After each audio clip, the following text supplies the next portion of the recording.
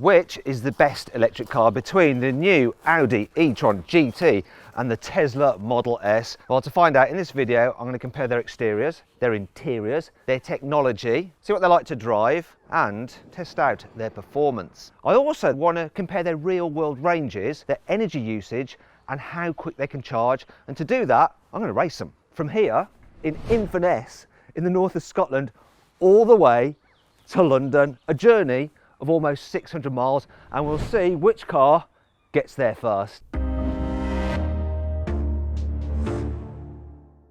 So let me tell you about the rules of engagement. We're leaving Inverness right now. We've fully charged the cars up. We have reset their computers. The idea is that we are going to try to get back to London as quickly as possible. So we're going to have to plan our charging and manage our battery usage. However, while we will run in efficiency mode or range mode for the Tesla, what we're going to do is drive like you normally would. We want it to be real world, realistic, how you drive these cars, and we will see which one can actually get a long distance quicker than the other. Now, to help me with this challenge, I've got an electric car expert along with me. His name is Richard Simons, and he actually owns that Tesla Model S, and he runs a YouTube channel called RSEV. If you want to check that out, there's loads of cool videos on electric cars. The link is in the description. So, Richard, tell me, which car do you think is going to win?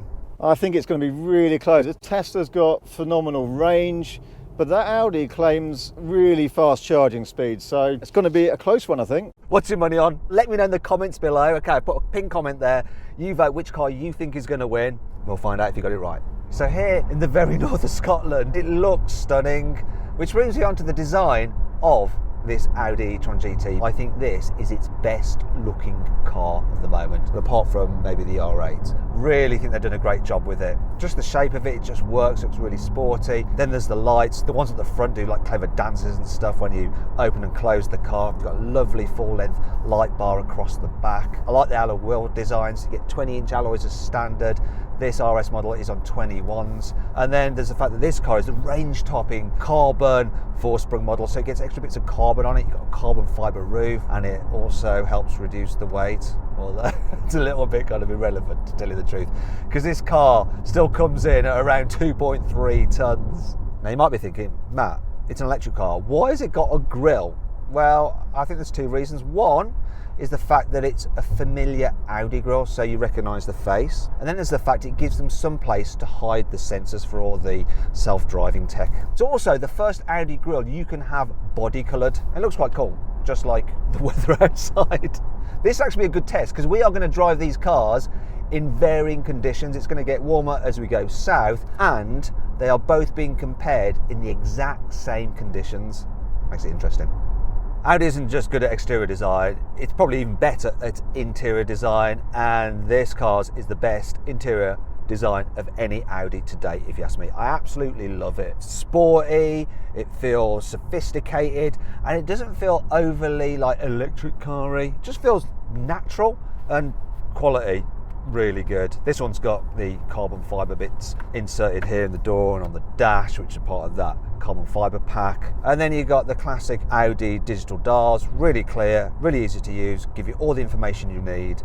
And then the main infotainment system, it's good enough, wireless connectivity, navigation, it's easy to swipe through the different functions, but really don't use any of that at all. I always just plug in my phone and use Android Auto, and if you've got Apple CarPlay you can use that as well, obviously. One thing I do like is this, the climate control buttons. They're separate, they're physical buttons, much easier to suddenly just change the temperature like that. Of course, if you want to, you can use the voice commands, but that can be a bit hit and miss. Really nice interior, like it a lot. Oh look, classic Scotland, it's raining, and classic Audi. This is not a cheap car. So the e-tron GT starts from just under £81,000, but if you want an RS model, they start from just under £112,000. I've jumped into the back of the e-tron GT to check out the practicality. I've got cameraman Lewis driving. He's just over 6 foot, and despite that, I've still got plenty of knee room. Now I'm about 5'10" and a half, and if I sit up straight, I've got barely any headroom. Someone over 6 foot will be rubbing their head on this rather lovely headlining. Another problem is I can't really stretch out my feet underneath the seat in front because the front seats are positioned quite low.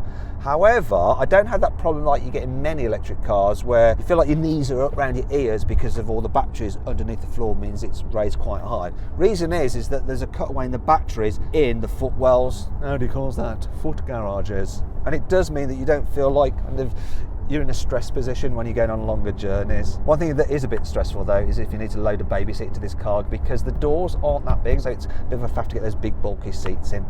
Now, when you're going on longer journeys, you might fall down this armrest and then you end up with your arm like that and the cup holder. I wish they'd just cover that up. This is an expensive car, but this is good. Look, you can fold down the middle seat there and use it for through loading if you need to. But if you have someone sat there, not really going to enjoy it because it's quite a small seat and there's a big hump in the floor in the middle, which is a bit annoying. Seats themselves are comfy. This leather's nice, but if you don't want leather, you can get a vegan-friendly interior, which is made up from recycled stuff. In terms of other practicality, the boot on this car isn't great. It's a saloon boot, so you don't have a wide opening, and the capacity isn't particularly large. You can fit a human in there, and obviously I tested it by getting into the boot. Yeah, classic carwow. And it's all right, you know, it's got lots of features in the boot. There's a 12-volt socket, there's a curry hook.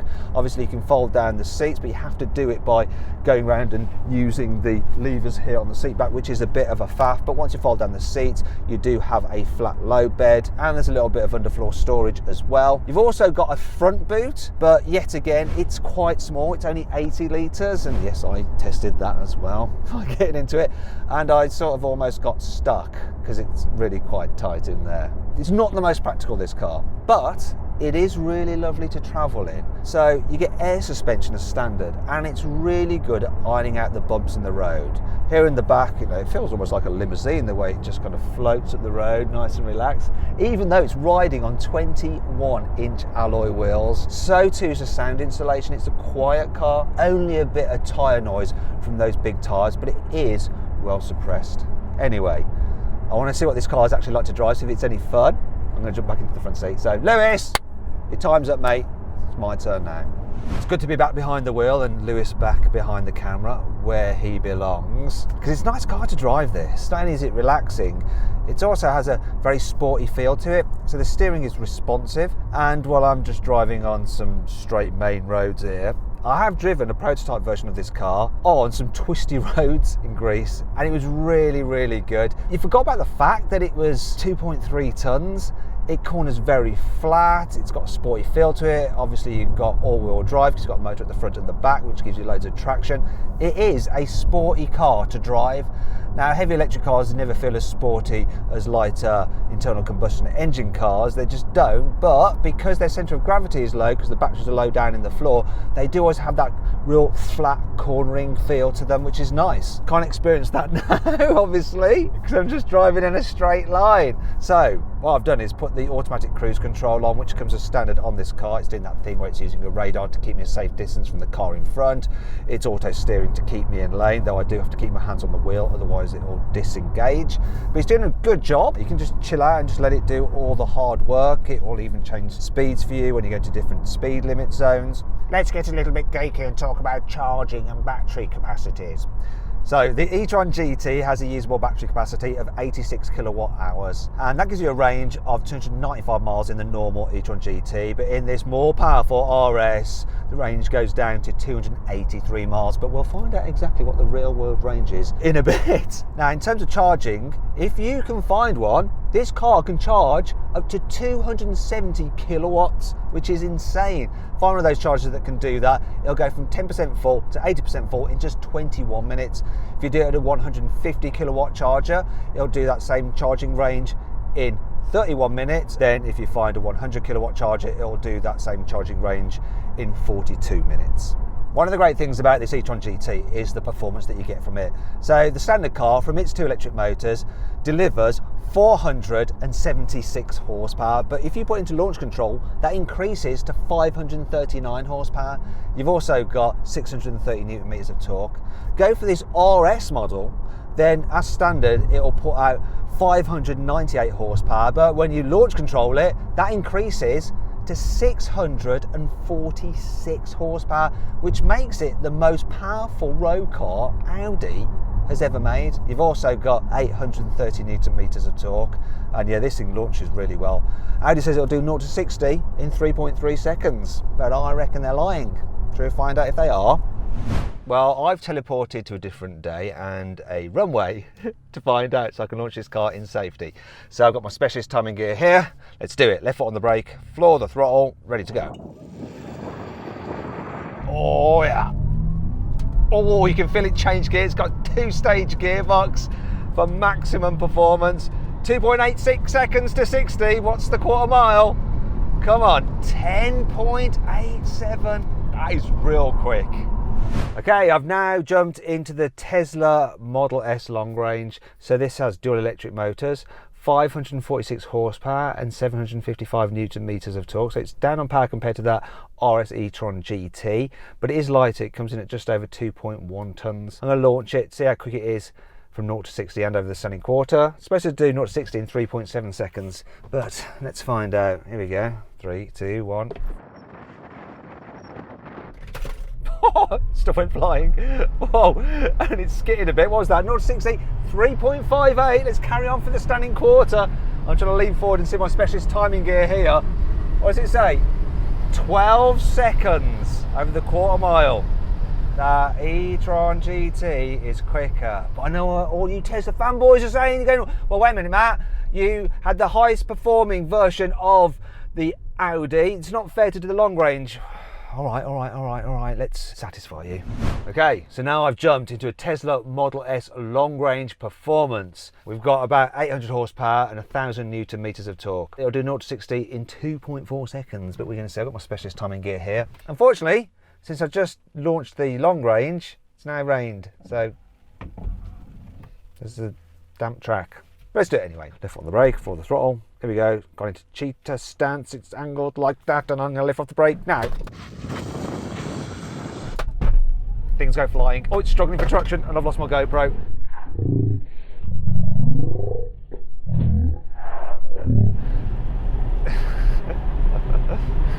It's just in 2.9 seconds. And 11.0 quarter mile. It struggled for traction there because it's wet. 2.9 seconds to 60 miles an hour there, and the quarter mile was 11 seconds pretty much. There you go, Tesla fanboys. Hope you're happy. Sorry it wasn't dry. Let's continue with the drive back from Inverness. I've decided to jump into the Tesla Model S for the rest of the journey back into London, and there's a reason for this. So this car is averaging 252 watt hours per mile, which translates to about 4 miles for every kilowatt hour used. That Audi was doing 2.8 miles for every kilowatt hour used, and because it's got a slightly smaller battery pack than this Tesla, in a straight out range test this Tesla will win. So it all comes down to managing the battery and the charging times and really making good use of the Audi's fast charging rates. But to do that, you need to be able to know how to just put the minimum amount of charge in and choose the right chargers, the fastest ones you can find. And Richard is going to be much better at that than me. He is an EV ninja, whereas I'm an EV novice. So this Tesla, which will work out exactly where I need to stop, and the fact that it's got plentiful superchargers en route, is the way to go for me if we're going to get a fair challenge here. Matt, I'm going to pull off at this roundabout here. Why are you pulling off at the roundabout? The cold weather, the snow, the wet roads are not getting the efficiency from this car so far. So to be sure, I'm going to pull off in Perth, stop for 10 minutes, and then I'll be behind you. So this is the point at which the convoy does end. Convoy ends here. I'll see you in London. I'll be waiting for you. You're pulling off first, mate. I think I'm going to be waiting for you. One of the good things about the Tesla Model S is that it does have a pretty large battery. So the usable capacity is 95 kilowatt hours.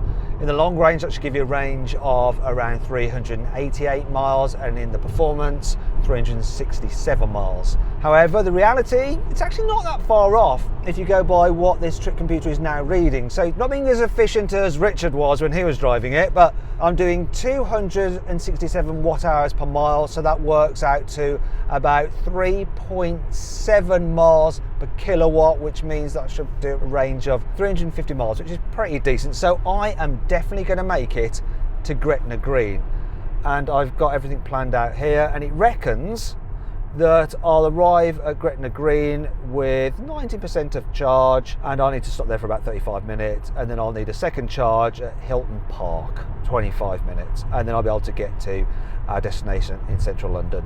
No problem. I like the way it's all planned out, dead easy. I wonder how Richard is getting on with his little charging stop. We had 133 miles to get to Gretna Green, but the car's really down to 117 miles, just struggling to get its quoted range out of it. We just stopped for 14 minutes now. That's taken the car from 50% back up to 76%. That's enough to get us onto Gretna Green, which is another really fast charger, so we're going to go now. Seeing as I've got a little bit of a lead on Richard, pretty relaxed. I'll talk you through what I think about this car. In terms of the exterior design, well, they launched this car in 2012 and they haven't really changed it that much. However, it still looks pretty modern. Though, let's be honest, it doesn't look anywhere near as good as that Audi. But what about the interior design? Well, like the outside, it hasn't really changed in all these years. Yet it still looks modern. It's dominated by this huge portrait screen there, which, interestingly, Tesla's done away with for the all-new Model S, which is coming sometime next year. They've gone landscape. However, it's still got loads of tech. This system is just so good to use. It's got inbuilt Spotify, Google Mapping. It's dead easy to input destinations. It really is good. Downsides, no Apple CarPlay or Android Auto. Though, unlike with the Audi, you don't really need it because the inbuilt system is just so good. The only faff probably is the temperature settings if you want to do it without voice commands, which you kind of do because voice commands. You have a touchscreen to operate, not physical buttons like in the Audi, so it's a bit more of a faff. Another thing that isn't quite so good as the Audi maybe is the digital driver's display. It gives you loads of information, it works well, it just doesn't look as nice really, and that applies to the rest of the cabin. The design, it's alright, it still looks contemporary, but it's just not as cool as the Audis. Also, it's just not as well made either. That creaked. And then you've got some old Mercedes switchgear here, and the window switches are from Mercedes, and it's a bit annoying that there's no door bins. You do have this big central cubby area here to store stuff. Another thing to note is that you can't get leather seats at all in this Tesla.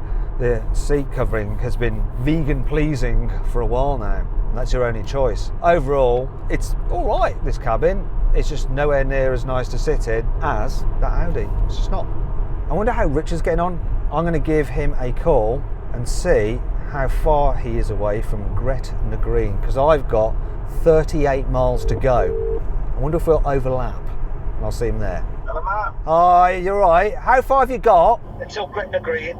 I've got 62 miles to go to get to Gretna Green. Oh, I wonder if I'm going to get there, charge up and leave before you even get there. It's going to be interesting to know. How many stops does your car reckon you're going to have to do to get all the way to central London? 4 more stops. I'm going to try and override the default strategy and cut it finer and try and get away with 3 stops if I can. I think the charging curve means it will charge fast all the way through the battery, so I may as well charge quite high and be able to do longer journeys and avoid so much of a buffer. Okay, well, we'll see how that plays out, and maybe I'll see you at Gretna Green. You probably won't. Speak to you later. Seeing as I've got a bit of a way to go to Gretna Green and I'm just on the motorway, I may as well tell you some more things about this Tesla Model S. So needless to say, I have the autopilot system on, and it's doing the same thing as the Audi, keeping me a safe distance from the car in front and keeping me in lane. This does feel a bit different. You can tell this knows more about what's going on around it. For instance, it can spot lorries and you see them on the display. When you go through roadworks, you see the cones. It'll do that thing where it'll alter the speed limit automatically, and it all works pretty well. There is a slight different way to the way it operates compared to the Audi. Like if you put in the slightest bit of like steering input, then it disengages the auto steer, whereas the Audi would kind of like let you go with the flow and it would automatically blend into working again. This doesn't, it disengages it. Another thing with this is that if you have your hands off the wheel for too long, like the Audi, it will disengage and it will tell you off. But this one gets really cross and it won't allow you to engage the auto steer again until you've stopped the car and restarted it, which is kind of good for safety reasons, but it's also annoying at the same time. Now you can actually pay £7,000 to upgrade the autopilot system, so it'll do automatic lane changing and all sorts of stuff, but you don't really need to pay it because in the UK it's not worth £7,000 just to be able to change lanes automatically and have some other functions such as being able to summon the car. As for the rest of the driving experience, yeah, it's really nice. This car's comfy. You've got air suspension like the Audi. It gets adaptive dampers so you can change the different settings. It doesn't feel quite as sophisticated though over bumps. Also, there's a bit more wind noise, but a bit less tyre noise because you don't have such big tyres. Another thing is that you get this on a twisty road. It's adequate. It handles pretty well, but the Audi will run rings around it. To drive though, this is quite nice. I do like it. I just think that the Audi is a bit more pleasant.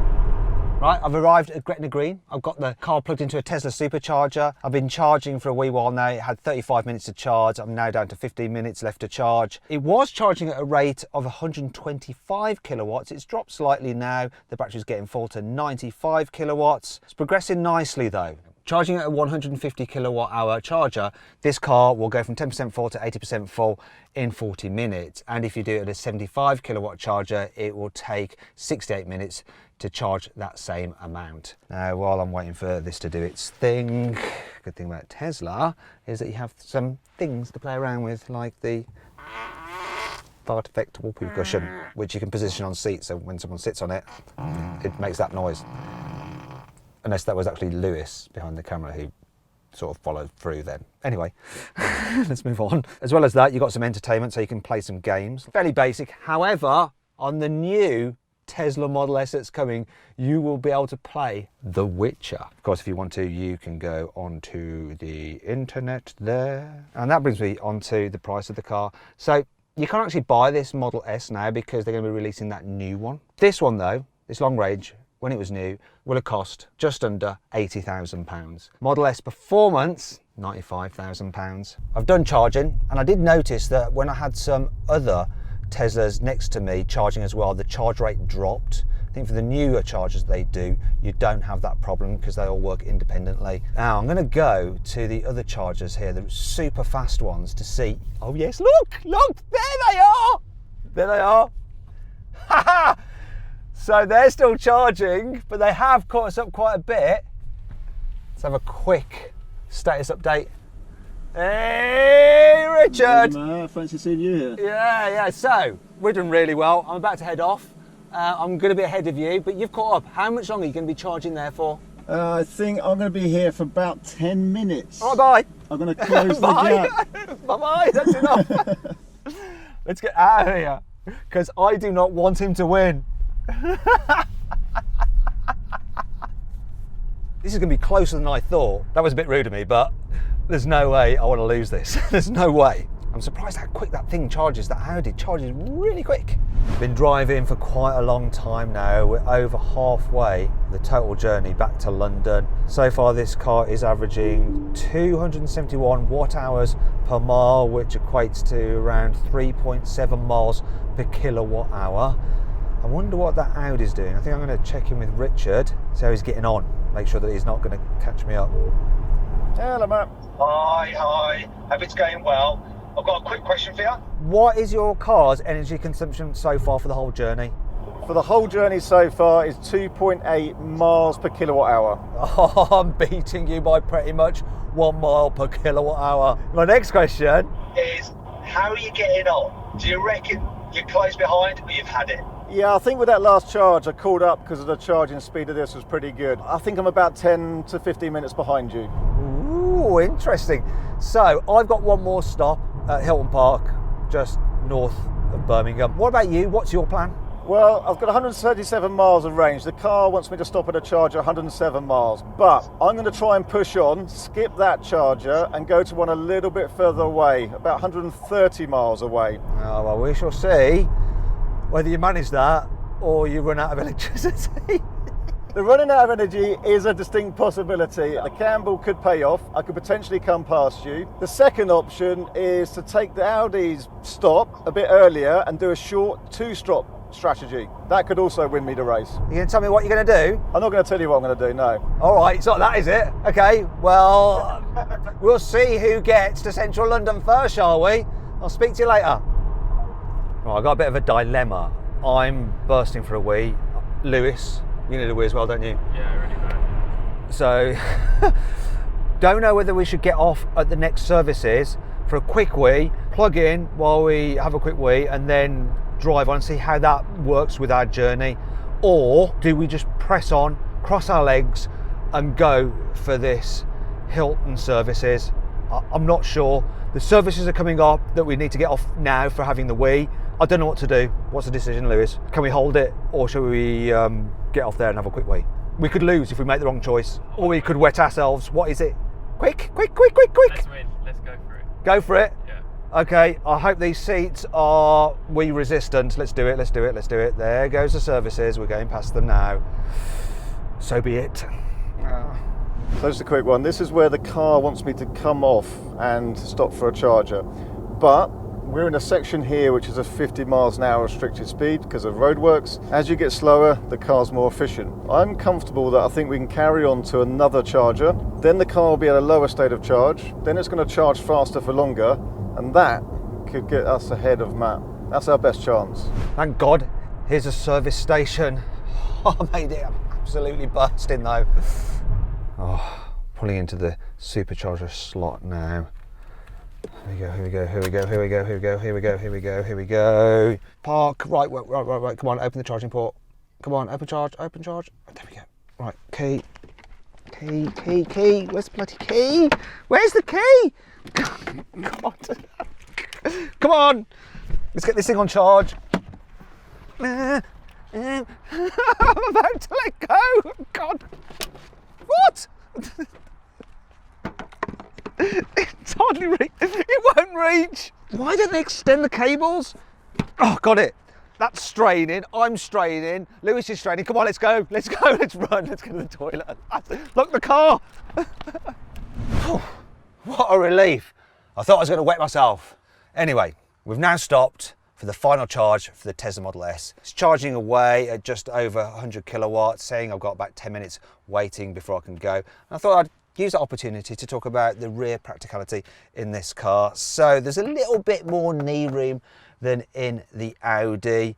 You can slide your feet under the seat in front like you can't in the e-tron, but the thing that is annoying is there isn't such a distance between the floor and the seat, so you do feel a little bit more kind of awkwardly positioned. Well, I can't fault those, the headroom, yeah, it's better. People over 6 foot will be fine in the back of this car. Also, because the car's wide, you can carry 3 people in the back at once, much better than in the Audi, and there's a nice big central seat, and the floor is flat, so there's plenty of room for everyone's feet. What's not so good though is this, look, there's no through loading, there's no armrest or anything, no door bins, but this car is practical. It's got a big boot, enough room for a stupid motoring journalist such as myself. 744 litres. However, it lacks some of the functionality, so there's no 12-volt socket, there's no shopping bag hooks, but there is some secret storage underneath the false floor, which Richard Simons has just filled with junk. Also, there's some more space in the front boot. 150 litres of space, so I could fit in there without getting stuck like in the Audi, which is good.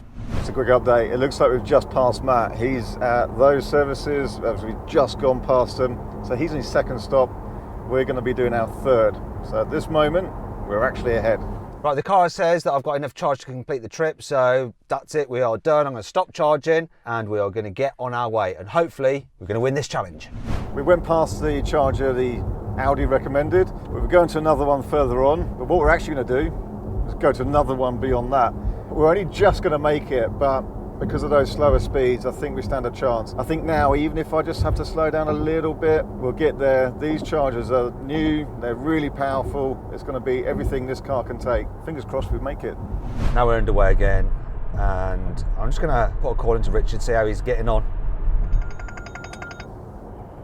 Hey Matt. Are you alright? Yeah, good, thank you. Okay, so I've done my final stop, and I've got 131 miles until the final destination. How many miles have you got left? I'm ahead of you, Matt, 107 miles.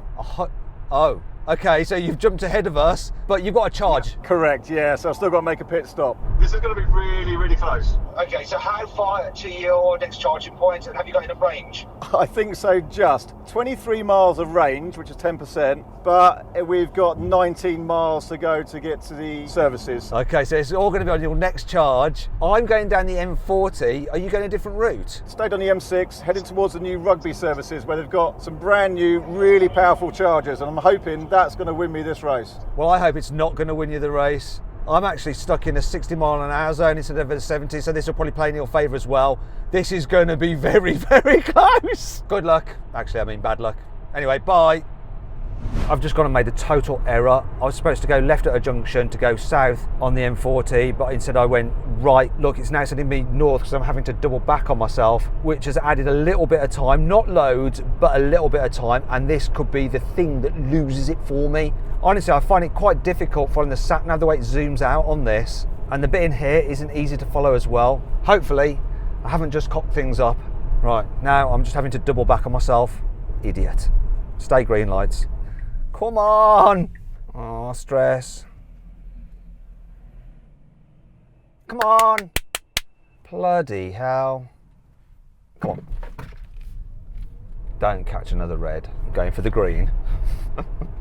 Don't be on red. Stay green. No, I'm not getting that. I almost did a wrong turn there as well. One absolute moron. Here we go. This is it. Let's head the right way. South, not north. Okay, I'm a bit out of breath because we stopped at Rugby Services where they've got new, really fast 350 kilowatt chargers. Because this battery was down to 2% when we plugged in, it charged really fast. As promised, we saw 264 kilowatts. So got it plugged in, literally ran to the toilet, ran back, unplugged straight away, got in the car. 56% we charged to. That's enough to get us into London. It's all down to this last final leg. I can't believe I went the wrong way. I wonder if Richard has done something stupid, like overstretched his charge and he never actually made it to the charger. I'll give him a call, find out what's going on. Hey Matt. Hi. Did you make your charger? Made the charger, yeah, just about. Did you have much range left? No, 2%. Did the car not like it? I had warning messages all over the dashboard, but it was fine, I had confidence. Okay then, so you've charged it up and you've got enough charge to get you there. How much charge do you think you'll arrive with? We're going to arrive with, I think, about 6%. So not much leeway. I'm fine, I've got plenty. So I'll be all right. I'll tell you what. We haven't done this before. What I'd like you to do is get Gintz, who's filming you, to just use the WhatsApp and we'll do a shared location just quickly so we can have a quick look at where each other are. So Lewis, tell me what it's looking like. We're neck and neck, pretty much. Neck and neck, but on different motorways. Oh my God. Okay, so we're neck and neck on different motorways. I know how much further I've got to go and I'm not going to tell you, but I think it's going to be super close. Now, I don't actually want you to know whether I've won or you've won, so I'm going to now turn off this so you can't get my location, and I suggest you do the same. Okie dokie then, we will see you at the finish line. Let's see what happens. Bye.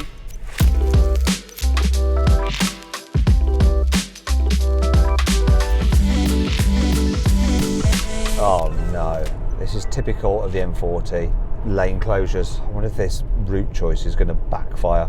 I'm heading into London now, but the motorway I'm on, the M4, is another go slow zone with average speed check cameras. Why do I always get the blooming reduced speed limit? I know the route that Richard's going is just 70 all the way in to London. I've left the motorway. I'm now heading into central London from the west. I know that Richard will be coming in from the north. It's going to be so close. Now look, there's the West London Tesla dealership.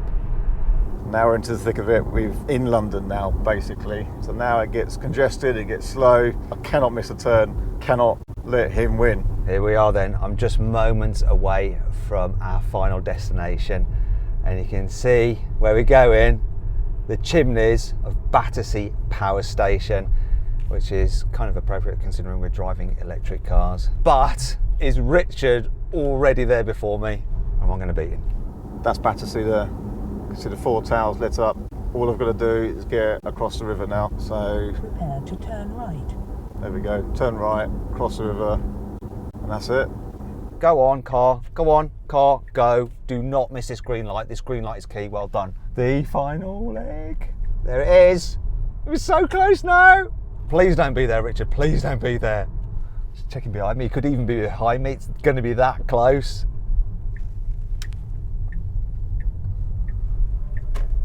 Is that an Audi e-tron ahead? That's a bloody Audi e-tron just ahead, look. Oh no! No! We've got this one turn on the left now. Oh no way! I cannot believe that. That is, he's going to turn in here. If I'd have got ahead of that Honda Jazz, I'd have won it. I wonder if he'll miss his turn. Miss the turn. This is the last corner now. Oh, I cannot believe this. Look! Hello, Richard. Oh my God, look, genuinely behind me. Oh my God. I'm sorry, Matt. I think that's a lose. You are fucking kidding me. You are absolutely kidding me. You couldn't script that. You could try. That's taken some effort, but I think that counts as a win. If I hadn't taken the wrong turn, I would have won. You utter idiot. Oh, Richard.